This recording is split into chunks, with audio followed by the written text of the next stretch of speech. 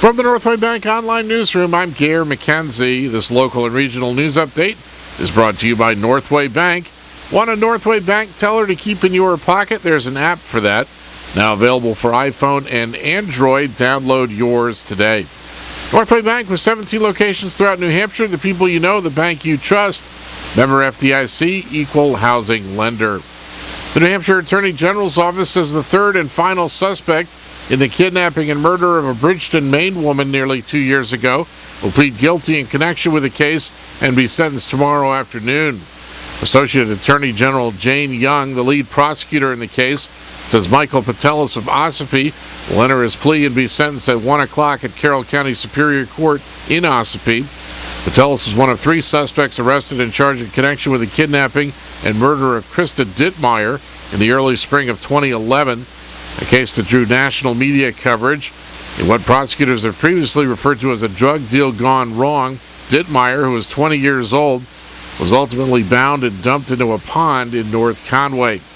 A single mother, Dittmeyer's baby daughter, was found by Conway police asleep in the back of her running but empty car a few days before her body was pulled from the pond a short distance away. Patelis, Anthony Papil of Ossipee, and Trevor Ferguson of Tamworth were arrested in connection with the murder in May of 2011. Papil was sentenced to 50 years in prison last year after admitting he committed the murder. Ferguson is serving a sentence of nearly 6 years after pleading guilty last year to 2 felony charges: conspiracy to commit robbery and hindering apprehension or prosecution. Ferguson admitted picking up Papil and driving him home after Papil dumped Dittmeyer's body.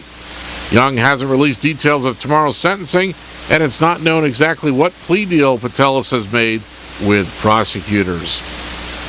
A New Hampshire House panel is holding a hearing on whether New Hampshire should operate its own health care exchange under President Obama's health care overhaul law. The House Commerce and Consumer Affairs Committee hearing today is on a bill filed by its chairman, Ed Butler, a Democrat from Hart's location. This bill would reverse a Republican-passed law that prohibits the state from operating a health exchange.